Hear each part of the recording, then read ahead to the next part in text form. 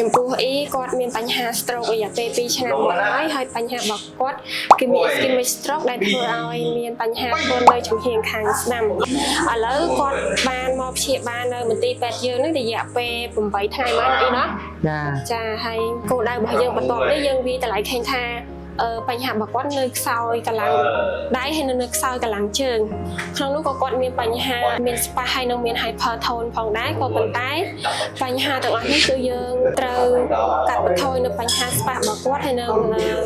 ជួយធ្វើឲ្យគាត់នឹងអាចចេះ control ទៅលើការវិជាទៅលើចលនាហើយនឹងការហាត់ទៅលើការបង្កើនកន្លងសាច់ដុំដូចជាការដើរផ្សេងៗទៀតដែរហើយគោលដៅរបស់យើង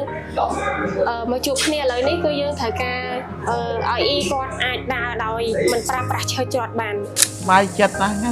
ប្រហែលថ្ងៃស្វាយចិត្តណាស់ខ្ញុំដើរដូចថាជើងតទេខ្ញុំដើររួចទៅតែពាក់ស្វាយជើងខ្ញុំដើររួចទេតែឥឡូវខ្ញុំដើររួចដើរកាលមុនដើរអូសជើងអូសជើងឥឡូវដើរលើកជើងហើយ